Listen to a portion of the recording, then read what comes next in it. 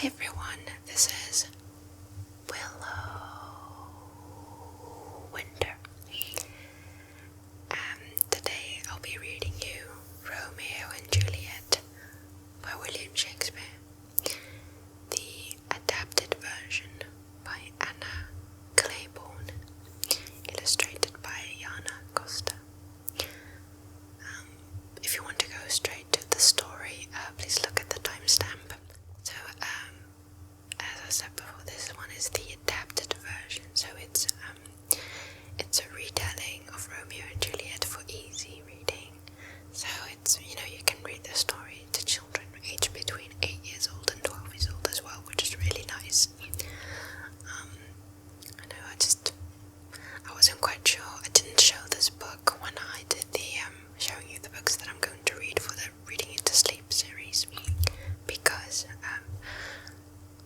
obviously William Shakespeare's works can be found in the public domain, but this is an adaptation, retelling, I'm not sure whether I'm allowed to read this, so I'll just give it a try and I'll see whether, I hear something about it and then I'll take it down or something, I guess. But what's so lovely about this one is that, first of all, illustrations I love, especially for these videos, I love just showing you illustrations.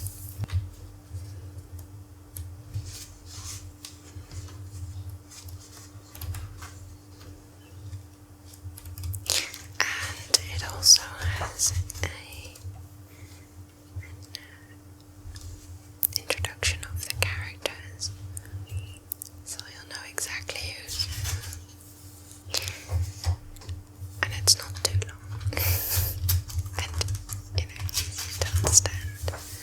So yeah, I'll be reading you Romeo and Juliet. Enjoy. Romeo and Juliet is often seen as a mix of both comedy and tragedy. It is set in the Italian town of Verona, where two families, the Montagues and the Capulets, are at war. Romeo and Juliet.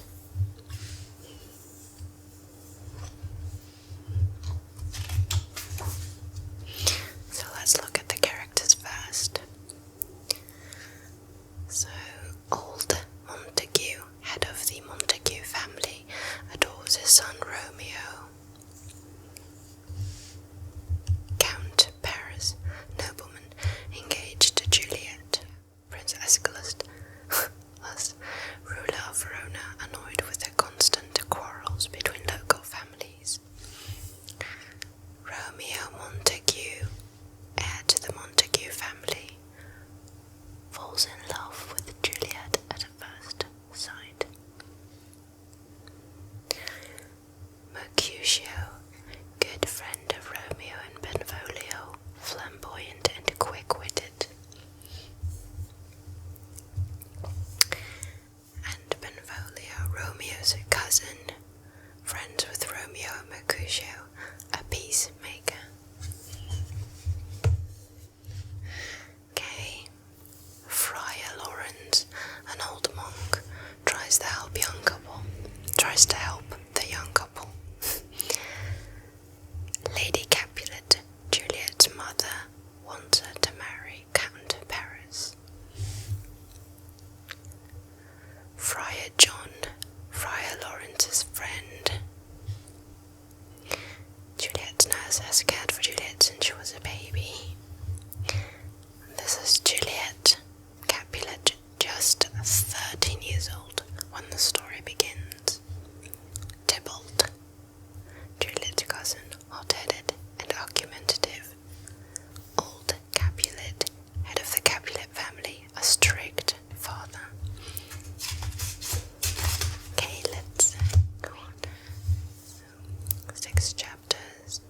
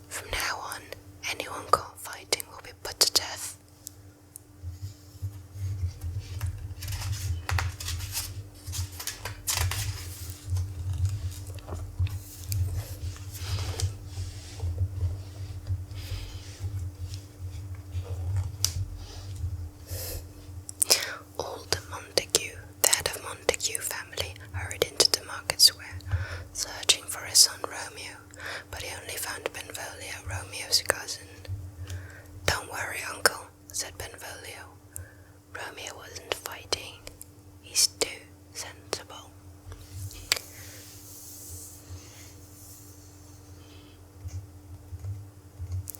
Soon after that, Romeo himself wandered by.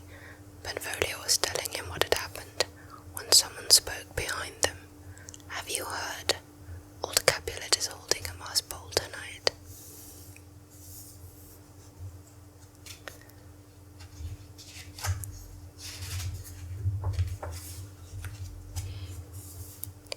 Upstairs, Juliet's Capulet's nurse was helping her dress when Juliet's mother came in. "Now, Juliet," she said, "a man named Count Paris is coming tonight. I hope you like him. Your father and I want you to marry him."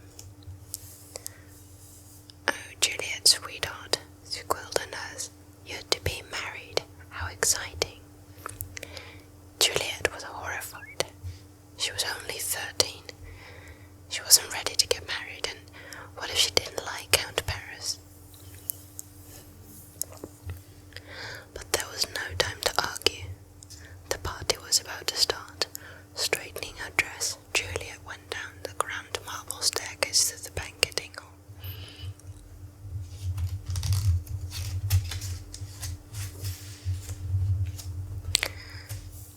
A little later, 3 surprise guests arrived. Benvolio and Mercutio wanted to dance, but Romeo stood still. He had spotted a beautiful girl in a pink and cream dress, and he couldn't take his eyes off her. Juliet's cousin Tybalt recognized the 3 friends and went straight to the old Capulet. "Uncle, there are Montagues here," he declared. "Let's kick 'em out." "No, Tybalt," said his uncle. "Remember the prince's warning. No fighting."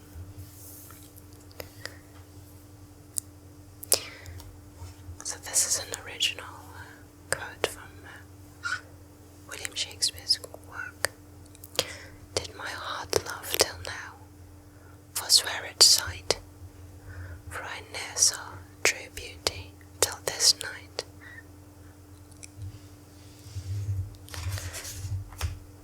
I'm so sorry if I pronounce anything incorrectly. Just let me know in the comments, and yeah, I'll work on that.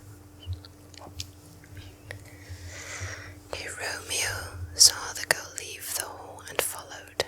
Shyly he went up to her. "I don't know who you are," he said, "but I've fallen in love with you. You're beautiful." And he kissed her. Juliet had left the hall to escape from Count Paris. She didn't like Paris at all, but when Romeo kissed her, she felt her heart fluttering. She fell in love with him at once. "Who are you?" Juliet murmured. "He's Romeo Montague," snapped Juliet's nurse, who had come to look for her, and old Capulet would have a fit if he saw his daughter with a Montague. "Come on," she urged, taking Juliet away. "Count Paris wants to dance with you." Romeo grinned. "She's a Capulet. What am I going to do?"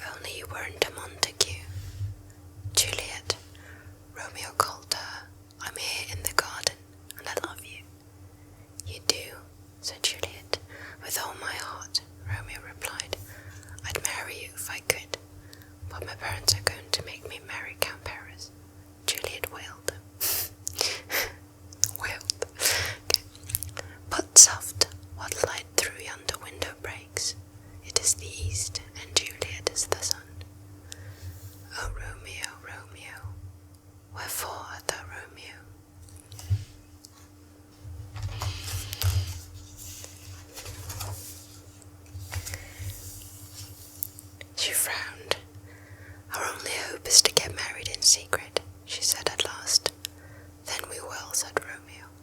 I'll ask my nurse to help us. Juliet decided.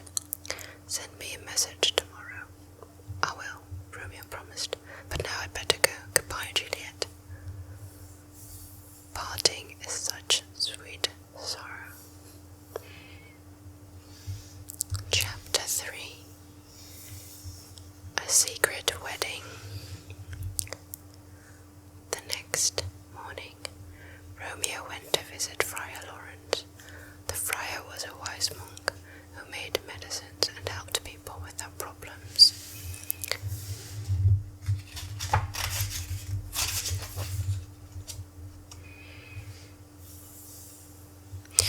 What can I do for you, Romeo? Friar Lawrence asked. I'm in love with Juliet Capulet. Romeo explained.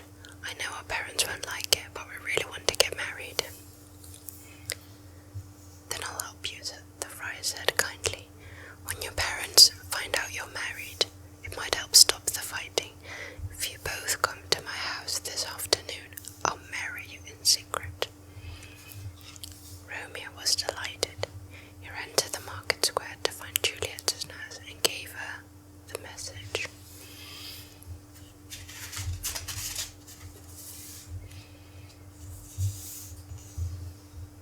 The nurse rushed off to tell Juliet what Romeo had said. She hated to see her beloved Juliet unhappy. Juliet couldn't stop smiling. I'll tell my parents I'm going to see the friar about my wedding to Count Paris, she decided. As the clock struck 2, Juliet arrived at Friar Laundress's house. Romeo was waiting for her, and the friar performed their secret wedding at once.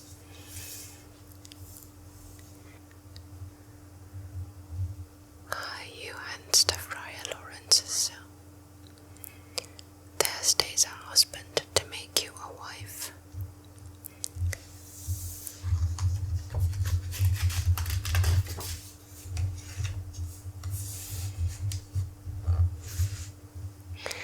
Okay, so Romeo and Juliet were married, but Juliet's parents were expecting her back, and she had to go straight home.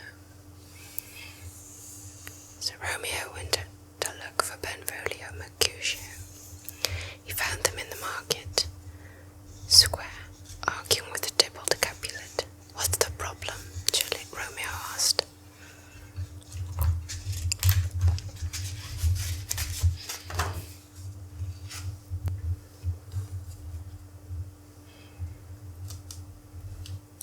You Montagues are the problem, snarled Tybalt, running to Romeo.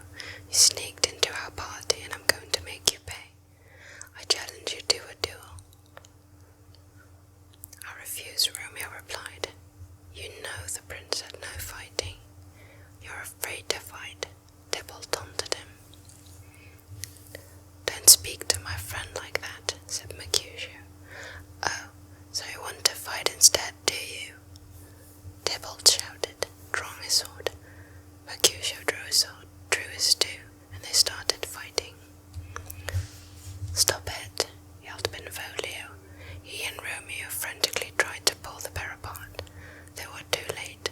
Tybalt stabbed Mercutio, who slumped to the ground, dead. Romeo was so upset, he grabbed Mercutio's sword. Without thinking, he ran at Tybalt and stabbed in two. Benvolio stared in horror as Tybalt sank to the ground. Romeo, what have you done? He gasped. Quick, go before the prince comes.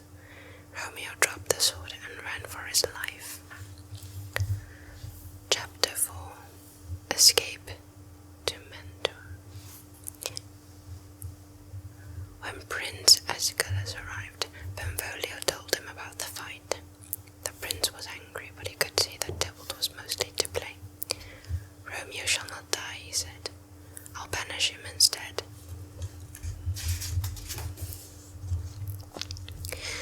Being banished meant Romeo would have to leave Verona and never come back. It was better than being put to death, but not much. Gossip spread fast in Verona, and the nurse soon heard what had happened. With the tears in her eyes, she went to tell Juliet. Juliet was cousin Tybalt is dead," she sobbed, "and I'll never see my Romeo again." "Don't cry," begged the nurse. "I'll bring Romeo to see you before he leaves. He's hiding at the friar's house." "Yes, please find him," Juliet said, wiping her eyes. "Ask him to come and say goodbye."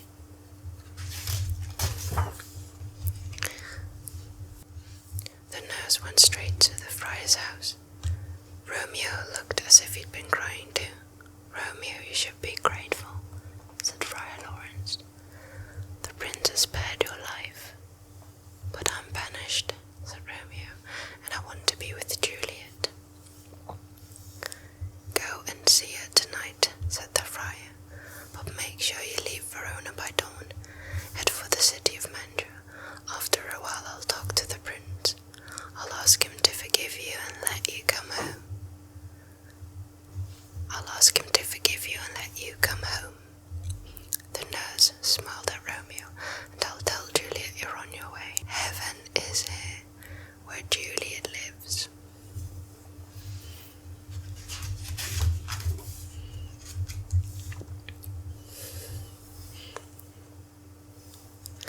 That night, Romeo went again to the Capulets' garden and climbed the ivy to Juliet's balcony, but before dawn he had to leave. "It's not day yet," Juliet pleaded. "It was the nightingale you heard and not the lark." Romeo sighed. "I must go," he said. "If I stay here, I'll die." Giving his new wife one last kiss, he climbed down the balcony, sped from the garden and set off to Mantua. All that morning Juliet cried and cried. Her nurse tried to comfort her, but she couldn't stop. Suddenly her mother and father swept in. "Poor Juliet," said her mother, going over to her. "You're still upset about Tybalt, but this will cheer you up. You're to marry Count Paris. The wedding's on the Thursday." "Why? How now, Juliet?"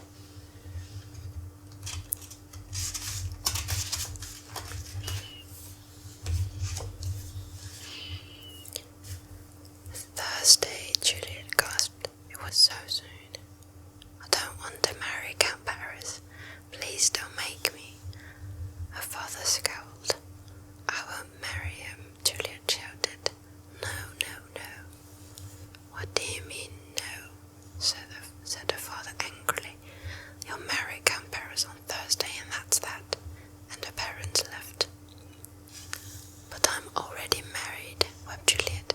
"What am I going to do?" "Well, you can't tell your parents about Romeo," said a nurse. The nurse bustled away and Juliet realized only one person could help her. "I must go and see Friar Lawrence," she thought.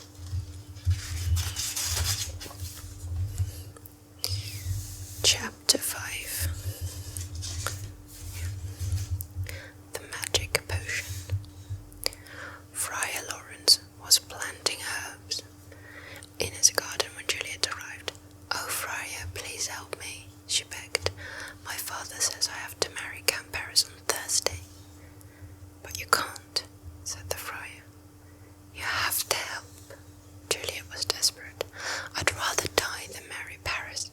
Is there anything you can do?" The friar thought for a while. "Well," he said finally, "there is one thing that might work."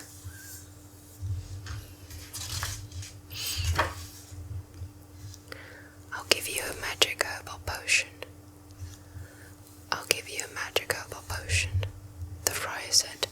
"When you drink it, you'll go into a coma. Your body will be cold and it will look as if you're dead. But really you'll just be in a very deep sleep, which will last for 2 days. Drink the potion tonight. In the morning, your parents will find you and think you're dead. They'll put your body in the Capulet family tomb while they arrange your funeral."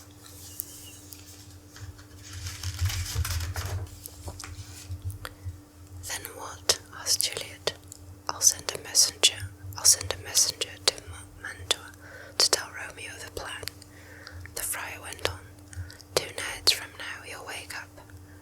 Romeo can come to Verona to rescue you, and you can run away together. I'll do it, said Juliet bravely. She held the bottle in a trembling hand. Thank you, Friar Lawrence. Clutching the potion tightly, she turned and ran home. Back at the Capulet mansion, Juliet went to talk to her parents. I'm so sorry I was rude to you, she said sweetly. I was upset about Tybalt. Of course, I'll marry Count Paris on Thursday. Good girl, said her mother. That night, Juliet sat on her bed. Carefully, she uncorked the bottle Friar Lawrence had given her and drank every last drop of the bitter potion.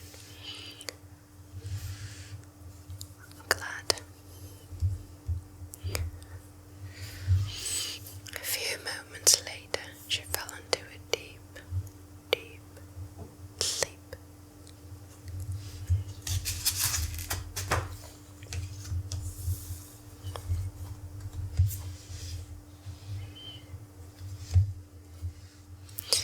Chapter 6. Romeo Returns.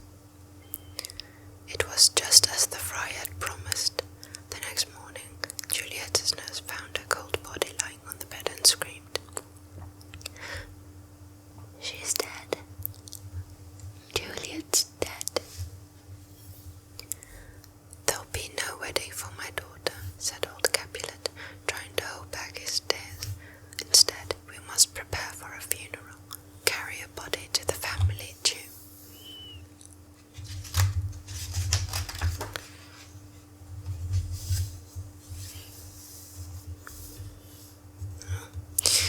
Meanwhile, Friar Lawrence wrote a letter to Romeo explaining everything. He sealed up the letter and gave it to his friend Friar John to deliver. This letter must reach Romeo tomorrow. Hurry to Mantua. But the news spread fast. Soon, people for miles around had heard about Juliet's death. In Mantua, a servant told Romeo that Capulet's daughter had died. I'll go back to Verona and find Juliet in the tomb. Romeo sobbed. Then I'll lie beside her and drink potion. So I die too. That way we can be together. Romeo went to find the apothecary. I need the strongest potion you have, he said. You can't buy poison in Mantua. It's against the law, the man told him. But Romeo's eye was poor and offered him 40 gold coins. The apothecary quickly handed over a tiny bottle. Put this in any liquid thing you will, and drink it. Drink it. Romeo put the poison in his bag and headed for Verona as fast as his horse could carry him. By the time Friar John arrived in Mantua, Romeo had already left, so the friar set off back to Verona without delivering the letter.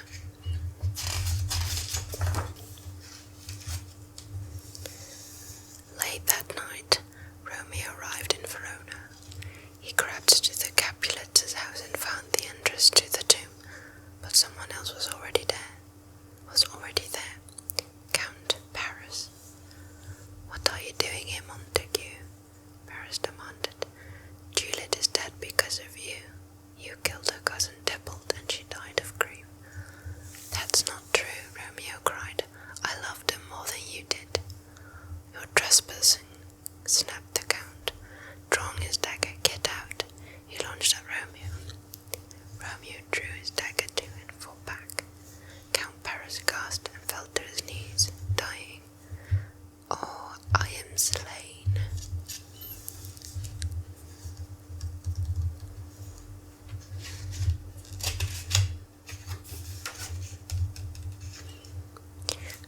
Romeo stepped over the body and went to find Juliet. She was lying inside, as cold as the stone beneath her, but as beautiful as ever. Romeo took her hand and wept as he kissed her cheek. Ah, dear Juliet, why are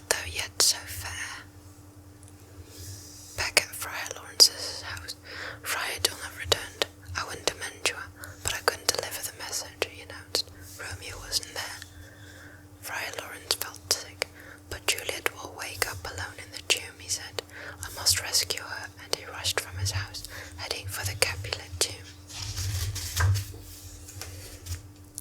In the tomb, Romeo took out his bottle of poison. He drank it all, lay down beside Juliet and kissed her one last time. In a few moments, Romeo lay still. Not long after that, Juliet awoke. She rubbed her eyes and sat up. "Where am I?" she wondered. Then she remembered the magic potion and Friar Lawrence's plan. "Romeo," she called. "Oh no," she cried, as she saw his still body. She noticed the poison bottle in his hand and shook his shoulders.